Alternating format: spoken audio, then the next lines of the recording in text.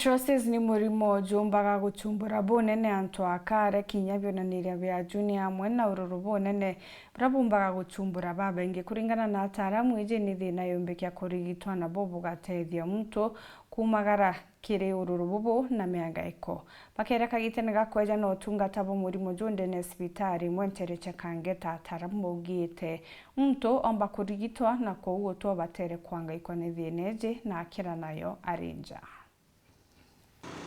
Sibitari ni angandia nikangeta iriri gicuni kyo bunge kia Igembe Central iri ntuku antwaka bamukiritwe kuthimo na kurigitwa gutena mari murimo jwa endometriosis ni atarambaju baguku Kenya na nthiguru ya India murimo bakwathira ndariri cia ju ni rurubo bwingi igitare mweri kuonekana gatigati mbere ya ntuku cia mweri ikinya ringi tharike inyingi kuma bunge kuremwo ikugwatia ururu bogaitia kiuma gitaja maingi wamwe na mauntu jangi ni murimo bakwathire juthangikitie baba ingi ni untu bakurigitwa ju ni mandaktari batina umenyo.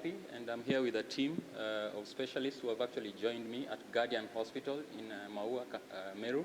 We have come here with a specific objective, and that is to advocate for one, treatment and especially diagnosis of this debilitating disease called endometriosis. Now, endometriosis, as far as we are concerned, and especially in this community, is a disease that has been affecting a lot of women. But because of lack of the skills in diagnosis and lack of equipments and technologies that is supposed to be available for treatment, we find that we have been having a lot of women who are suffering from this condition. I'm Dr. Abhishek Mangeshikar. I'm a gynecological laparoscopic surgeon from Mumbai, India. That is one of the biggest debates in gynecology, and we see that usually what happens is they only end up treating the ovarian cyst, which is very easy. But the deep disease, if you think of it as the roots of the disease, which is the deep endometriosis, if that goes untreated, then you constantly have recurrences. But this is not recurrence of disease. This is like if you're treating a plant and you just remove the leaves and you leave the roots in place, you're not treating the plant, you're not removing the disease entirely. So to focus on the correct surgical excision where you remove all the disease but also have respect for the reproductive function.